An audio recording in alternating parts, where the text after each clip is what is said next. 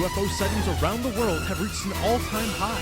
According to data from the National UFO Reporting Center, UFO sightings experienced a boom in the 1980s. Reported sightings went from less than 5,000 in 1980 to about 10,000 in 1990. But between 1990 and 2000, sightings rose by nearly 30,000. In those 10 years, more than 45,000 sightings were recorded, a record.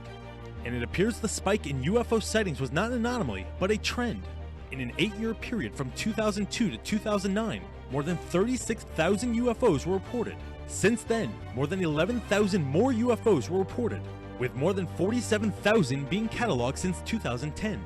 Statistician and PhD candidate Sam Montfort brought this information to light. With the collection of data from the reporting center, Montfort found that individuals are far more likely to spot a UFO in the US than anywhere else in the world. He reports that on average, there are 2,500 sightings reported per 10 million people. That's 300 times higher than the global median. Northwestern and northeastern states have filed the most reports citing per capita. Perhaps with 7 new known planets in the universe, we could experience even more close encounters in the future. For Fox News, I'm Next month, Congress is expecting a report from the Director of National Intelligence and other agencies on UFOs or UAPs. And that's the government term for them. It stands for Unidentified Aerial Phenomena. Why? Well, a retired U.S. Navy pilot came forward to say he and his crew witnessed an unidentified flying object on the coast of the Atlantic several times. And he's not the only one. Joining us now, someone who has personally witnessed sightings, retired Navy Chief Master at Arms Sean Cahill, joined by Christopher Mellon, former Deputy Assistant Secretary of Defense for Intelligence. Thank you both. Appreciate you for joining me. Good evening, Chris. Pleasure, thank you. All right, so let's dispense with the obvious here. Chris, people are going to eye roll and say, boy, was Cuomo light on what to talk about tonight. Why is this worth discussion? Because we have recurring violations of U.S. airspace by unidentified vehicles that are very capable, in some cases more capable than anything in our own inventory. This has been going on for years. The truth is just emerging. We've had a massive intelligence failure, and we now have a threat, an unknown threat that we need to figure out. So, Sean, it's not that you're worried about something out of a movie coming to get you. It's about the threat right here on Earth and how it's being motivated without our knowledge and ability to counter. That's correct, Chris. In 2004, I was the Chief Master at Arms on board the USS Princeton, and the technology that we witnessed with the Tic Tac was something that we would not have been able to defend our forces against at the time. Help me understand that. As the uninitiated, what does that mean to us? Well, sir, that means that what we saw in the Tic Tac and what Mr. Luis Elizondo describes as the 5 observables indicate a technology that outstrips our arsenal by at least 100 to 1,000 years at the moment.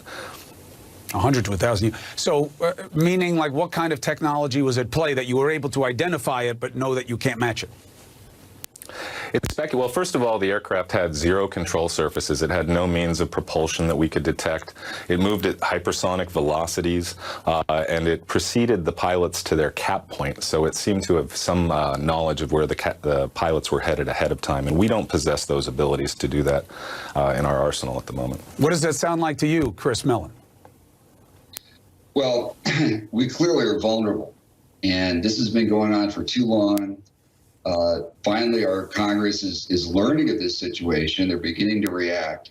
So we've got a lot of catch up here, but it is very concerning. It's not an imminent crisis or imminent threat. There's been no hostility, but there's a lot of activity that's increasingly bold. In some instances, recently we've had these things swarming around warships off the coast of California, swarming around strategic missile defense bases in Guam, and other things. So with all the tensions in the world in China and the rest, with the attack on the Saudi oil facilities by drones and so forth, it's something we need to take seriously. You answered the question partly there, but let's fill it out a little bit. This is not new. People play with this, and they played all kinds of conspiratorial thinking, but a lot of real military and policy people say, look, there are things out there that we got to keep track of that we can't. But why now? What's new in terms of the urgency, Chris? And I'll ask you both about this. Sure, happy to address that. So what happened was, a couple of years ago, Lou Elizondo in the Pentagon, who was managing this activity with almost no resources, he and I and a few others became aware that this was going on a very significant scale on the East Coast at the time, and our pilots were not getting any support. The intel community was not responding. Nobody was helping these guys out, and it wasn't being reported up the chain. It wasn't until that got into the New York Times and got to the attention of Congress that finally our leadership in both branches of government became aware that this was going on. So this has only just come to light. Sean, what do you think is the likely universe of explanation that will come up at the end of these reports and addressing of this? Chris, I think that we're going to find that this phenomenon represents a very large spectrum of different things. At edges of that spectrum are going to be near peer technology of our adversaries here on Earth. At the other end of that spectrum is going to be something that we don't yet understand and haven't identified yet. So I hesitate to speculate on the source, but I can tell you that I don't believe that this is within our arsenal of any human technology at the moment. So when you say that, it almost guarantees that not just your good looks, but that statement will get this picked up and sent all over the internet, because there'll be a legit military person saying that maybe this is from outer space. Do you want that to be taken from people? Well, that would be taking my words out of context. What we can say is that we don't know what this is, and it's here. It's going to take all of us to figure this out together. And Chris, what's your comment on that? They'll say, look at the resumes of these two guys. They're both saying that it might be from another world. There's no scientific reason or basis to doubt that possibility. That's a hypothesis that could explain the facts. People need to be open to that. We're spending billions looking for extraterrestrial civilizations. We've got spacecraft that have already left the solar system. It's possible somebody found us before we found them. And the age-old question that I've been watching in movies my entire life: if they are smart enough to come here and have such advanced technologies, why don't they talk to us? Well, if they're that smart, what would they have to learn from us? When you go to the zoo, do you talk to the animals? And I got to tell you, Sean, right now, we're not presenting as exactly the best kind of people to be talking. We're eating ourselves down here right now. I could understand why they'd want to keep an arm's reach. The main point, Chris, is if there's all unanswered questions. Go ahead, Sean. Go ahead. Last word to you. I was just going to say, if they're as smart as we think they are, then I think we're kind of silly thinking that we can guess their motives. Look, and for me, look, there is no them. I'm a facts first kind of guy on this. I'm open to everything because there's so much I've learned in life that I would never have imagined. But I do know this. I worry about the safety of men and women like you, Sean, and Chris, the people who wind up having to cross the policy line to get into practice. I worry that you're safe. I worry that people aren't beating us at our own game, and that we have to learn through spending blood and treasure that was unnecessary. So any exploration, any research, any report, any hearing that helps us understand how to keep our fighting men and women safe is the only way to honor your sacrifice. So thank you for your commitment. Thank you for having the conversation.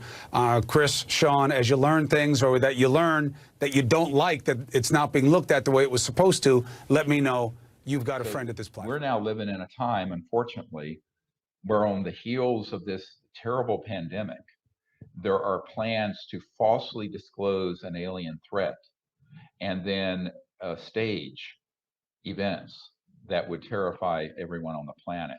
The only way that that will not be done is that it's exposed in advance. For this reason, and listen very carefully to how we need your help on this, we only need the funding help to get this documentary created and finished in 2 months, which we've never done, but we're going to release it open source. Now, what do I mean by that? We are not contracting with a film distributor who can tie it up, not for a nanosecond. It will be released to everyone, to be put on all their YouTube and other sites, BitChute, whatever it is, by everyone in the world. We will ask every celebrity supporter of universal peace, people like Demi Lovato and Danica Patrick and many other people who are very involved and concerned about what's happening, to put it out to their hundreds of millions of followers. And we're going to ask that each of you take it. You have my permission. Put it on your site, on other sites, on everyone you know, and get it out there. We want at least 1 billion people by this summer to know what the truth about this is and to see this evidence. And that when we have this finished, be ready to receive it, download it, and put it on every site in the world, including Russia, China, India, all over the world. This cannot just be an American or European initiative. It must be global. Because at this point, we are simply running out of time to get this information out and to neutralize the threat. Now, how do you neutralize the threat? You expose their plans before they do it. Listen to just what I said. We must expose not only what they're doing, but how they're going to do it.